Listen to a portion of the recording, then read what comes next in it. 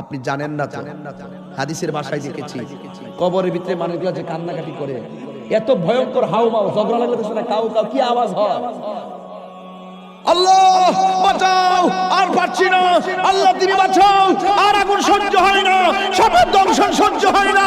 মাঝে মাঝে দেখবেন গরু ছাগলগুলো ঘাস খায়, হুট করে দাঁড়ায় থাকে, হুট করে রশি ছিঁড়ে দৌড় মারে। কেন? ওরা কবরে আযাবের কান্নাকাটির আওয়াজ শুনে।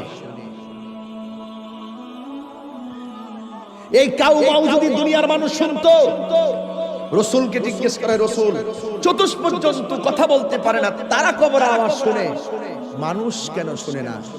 রাসূল উত্তর দিলেন, মানুষ যদি কবরে আযাব শুনতো তাইলে মানুষ দিন দরদ ছাইরা দিয়া মানুষ পাগল হইয়া হার্ট ফিল হইয়া মারা যেত।